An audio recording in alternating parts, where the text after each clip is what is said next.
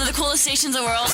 Utah's highest rated, most listened to sports radio show for over 20 years. Everyone's listening. This is DJ and PK on 97.5, the KSL Sports Zone. DJ and PK, it's 97.5, The Zone. It is time for the question of the day. And off what you just heard from head coach Will Hardy, the Jazz led by 14 points with about 5 minutes left in the second quarter, and they lost by 37. How crappy is that? Tony, stick to the plan. Scores do not matter. Losses matter. Tony, there's got to be some development along the way, doesn't there? Will Hardy chooses his words carefully. All the time. He's a measured dude. Like he's just said, he has to constrain himself. And you and I have both felt on many times watching his post-game and listening to his post-game that both, like in body language, he's constraining himself. He might have wanted to slap his palm on the table, emphasize something, but he didn't. And he might have wanted to raise his voice, and he might have wanted to be much more negative, and we always feel like he's toning it down. I think he just said the truth there. He's toned himself down many times this season. Yeah, I don't see why he needs to do that.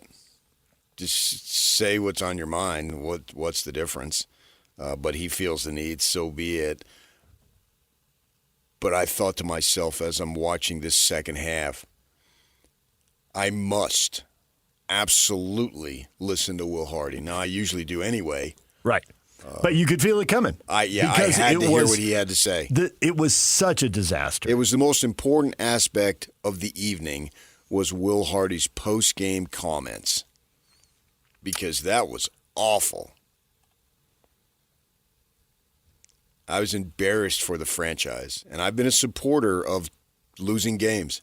But this was just 1,000 times unacceptable. How in the world do you get a 14-point lead in the second half and lose by 37? You let the immortal Jay Huff run down the middle of the court by himself repeatedly and dunk on you, and you never even get close enough to him, it seemed like, to foul him. I mean, he did shoot free throws, so they did foul him one time.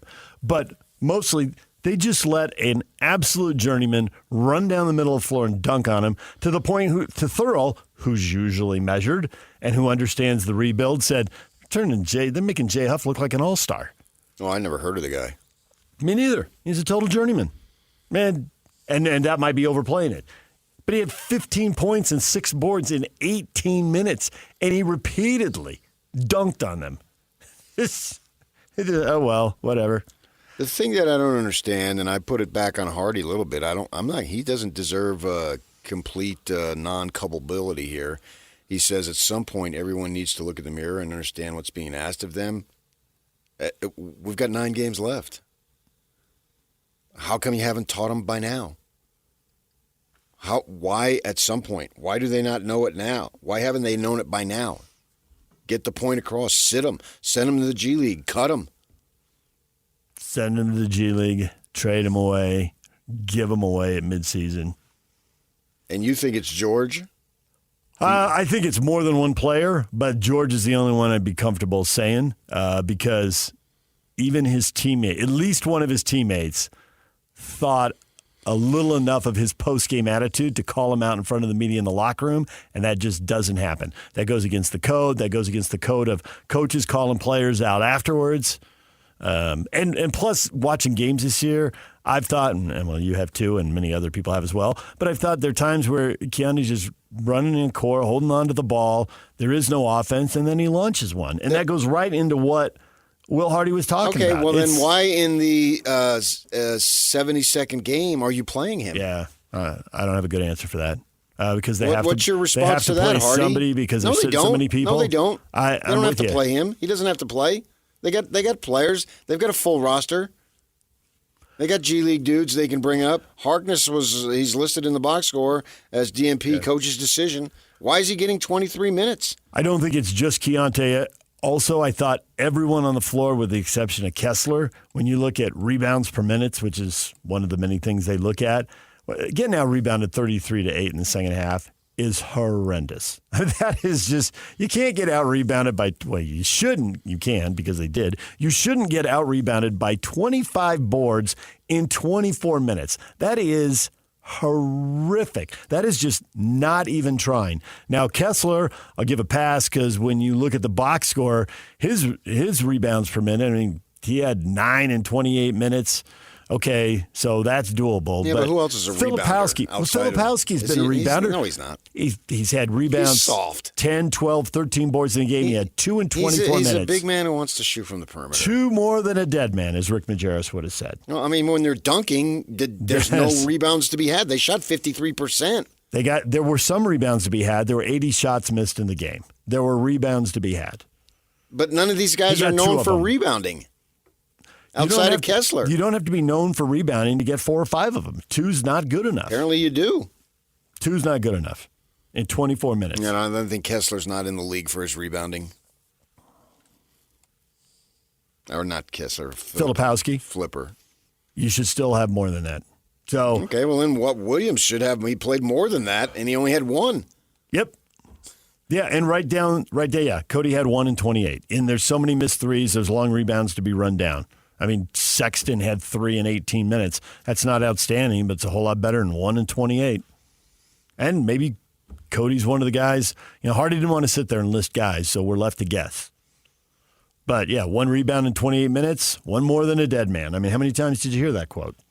From rebounding guys, not Mark Rydalch wasn't getting criticized because of his lack of rebounding. Depends on what your role is on the team. I don't know. Hardy didn't mention rebounding, but you're hung up on that, so be it. Well, I think rebounding measures effort, and I don't think the effort was there. And I don't think, I mean, to Will's points, the effort wasn't there, but the mental focus wasn't there either. The physical effort wasn't there. It was a mess on multiple levels. Yeah, I would go offensive rebounding because that's where it takes some tenacity. And Memphis had 17, and the Jazz had 4. And all 4 went to Kessler. Yeah. And that's where you can really give the guards a break because guys have got to stay back and they've got to get back and stop the transition and all that. But they didn't get 1. Why would I give them a break? They didn't. I'm not giving anybody a break. The biggest. This was a masterpiece of dog bleep. It was. It absolutely was. I mean, they should be at the gym right now. Who cares about Houston? They should be no later than 7:30. They all should be there, and they all should be running. This was disgusting. It's one thing to tank, but it's another thing to open the doors, turn on the lights, and present that as your performance of Utah Jazz members. None of these guys, I guess you want to accept Kessler, deserve to put on the uniform today. None of them. They've got a major rebuild ahead if this is your product. This sucked. We talk about NBA players understanding history and all that. I can't imagine that many players have considered Ainge's reaction to this and his, I mean, he's got to be just as horrified as Will and willing to move and dump players, you know, to see this. And not for the first time. This is the time that Will finally lost it. But I don't think that's losing it. Well, okay, by his standards. You're right. It's not. It could have been way, and maybe one day it will be more volcanic. Go ahead. And the measured responses isn't getting through. That is an excellent point. It's not like that's created. The measured responses haven't led to people who are willing to rebound and fight, and the team gets down by 10 and fight to get back within 5. Whatever you're doing, Will, isn't working. Play so well. I know he's the latest genius coach we've been blessed with, but it isn't working. Play so well that the coach has to take you out of the game because you might win it. Yeah. Call him out. Scream. What difference does it make? I mean, these are a bunch of nobodies anyway. It's not like they can hold it against you. The other guy who maybe gets a pass with Kessler is that Colin Sexton only played 18 minutes, and he's getting the, we'll play you early in the game treatment, but not late in the game. So why wouldn't they play him late in the game? Was he a threat to overcome a 37-point defeat? Well, by the time I got to 37, no, he was not. But it was a one-point game. 24? But it was a one-point game at halftime, and we have seen the better players get their minutes. Either they don't play or they get their minutes limited in the second half. And when I see Sexton only played 18 minutes, I think he got his minutes limited in the second half. I would have called the game in the second half. I wouldn't have played anybody. Go home early. That's why you were sitting around waiting for, okay, what's coach going to say after this one? Because this one stinks worse than many. I mean, this was an absolute disgrace. I've been positive, trying to build them up. Right. To say there's reasons to watch the game and get into it. Good times will come. I still think good times will come if for no other reason that a lot of these guys won't be here. Well, just dumb luck. You got to draft some players. I mean, no. If the Clippers don't stay down forever, then nobody does. They'll get in the playoffs. Even under Sterling, they occasionally went to the playoffs. Yeah, and so, but I don't know about any of these dudes. They're not showing me anything. Where's the fight? Where's the competitive spirit? And I've long since got tired of George coming down and jacking up shots. He thinks it's the summer league and he's the man. No, you're not. You're a Jag. You're just another guy. That's all you are. And I don't know that he's singling out him or whomever. You think it's him, fine. I don't have any problem with that. I don't think he's singling out. I think lots of players made him mad during that game. Well, but I'm confident Keontae George is on the list and probably high up the list. Yeah. Okay, fine. Yeah. Then have some repercussions. I mean, you just don't run them out there the next game. Let's see it. Take some minutes away. Yeah, let's have some accountability. And, and he talked about the NBA waits for no one and the Jazz wait for no one and you represent the team, you represent the fans. All right. Well, then, if you don't want to come out and specifically say something, then you still owe the fans some type of explanation, and a DNP is an explanation. DNP, coach's decision. Yeah. DNP CD. That is an explanation. Yeah. That's who you were talking about, and you're not going to tolerate it. But if you run them out there for 25 minutes against Houston, what's the ramification? Yeah. You yelled at them and dropped a couple F-bombs in practice? Well, the fans don't know about that. You yourself said you are a representation of the fans. You brought it up. Now, tell the fans, and there's various forms of communication. You don't have to say it individually. I realize you can't do that. You got to give Jimmy Butler a video tribute when he just sabotaged your whole season. So for the next guy, I understand that, but you can, without verbally trashing him, you can sit him, and that sends the fans, okay, that's what he was getting at. Because these people are paying good money, and even if you're not paying good money, there's plenty of people who are devoting their time, effort, and emotions to this. And this is the product you put out there? No, I think the NBA ought to fine him $200,000 just based on that performance last night. You sucked so bad. There was so little effort. There was so little energy. In a home game, no less. Mailed it in. I mean, and I'm in the car at the start of the second half, and Locke and Boone are talking about a 19-year-old jazz dancer with a strong arm throwing T-shirts 30 rows up. That's what they're reduced to talk about because they can't talk about you because you guys suck. They got to talk about a cheerleader with a strong arm, and her father was athletic. And he said that. This is what we're talking about in this kind of season. Got to come up with something. We just can't say, and they're paid employees, so they can't crack on them to the level that I can. I get that, and I would do that too. So I'm not criticizing them in any stretch. I'm saying that's what they're forced to talk about because you guys can't even put forth an effort. That's embarrassing. I'm furious about it. DJ PK, it's 97.5 The Zone. A lot of Jazz fans in these responses are yet. It's just they've tuned out with the tank. So, Jason, if you didn't know that was a plan, you can't be helped. Sounds like another successful night in the tankathon, Leroy. It's different, man. I'm all for the tank. The league has set this up. So I'm all for it. And I've seen plenty of good things that were encouraging. Last night, no.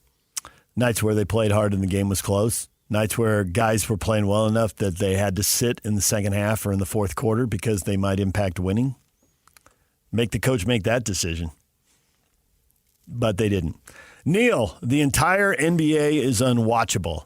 Now, I think that's over the top, but that's definitely out there. And if you're the NBA, you don't want that out there, and you can probably never totally stamp it out. What's the ulterior motive there? Yeah, I mean, it could be political, right? It could be. And I'm not into that. I get it, but you can't hand people like that this kind of ammo by turning in that kind of performance. See, but the lineup that they put out there was always going to lose. Yes. It's just fine. That's not the problem here. But it could have been a 15-point game. Yeah. A thorough beating. Leading by 14 and getting blown out by 37 at a point in which you were down 40 on your home floor. And there's a thing on. Go look at Hoop Central. Desmond Bain shoving one of his teammates during the timeout. So it's not like Memphis is a bunch of kumbaya brothers. But you lost by 51 points in 29 minutes at the end of the game, and Danny Ainge was sitting courtside. And you think he won't cut you, wave you? How did he get moved up? Usually he and his son are a couple rows back. I don't know. He even got moved up for that. He was sitting right there by Ryan Smith right. on TV. So he moved up a couple of rows. I want a front row seat to see who it is I'm whacking on July 1st. Keep it up, guys. Usually his son is in like where the first or second, and himself where the press used to sit, where we used to get to sit. And I noticed, man, he moved up. He had a front row seat for that garbage. Front row seat for that disaster. I'm over here taking notes. You guys That's keep the night you want to up. be Bob Uecker. Ainge wants to know who he's going to dump. All right, DJ and PK, it's 97.5 The Zone. This is Jake Scott and Ben Anderson. I don't care how long the injury report is. I don't even care that Walker Kessler's playing or not. I think it's stupid that for the sake of attention, they are enforcing policy. I think they are responding to public blowback. And if you want to talk about Kawhi Leonard not playing on national TV on a Sunday afternoon that ESPN has spent millions of dollars to air this game, that might be one issue. So you care when the mouse cares? You don't care when little Johnny, who paid $1,000 to sit 8th row to see LeBron James play, but the mouse gets bent out of shape and, oh man, we got to enforce that. That's a bad look for the league. If I hear bad look one more time, I honestly am going to go bananas. Yes. I mean, I think the answer is I'm yes. not saying you're wrong. Yeah, I'm saying it's stupid. The league cares because ESPN is at the negotiating table and little Johnny in this situation can't get to the table. They don't care about Johnny. Hear Jake Scott and Ben Anderson every day from 10 to noon on 97.5 The KSL Sports Zone.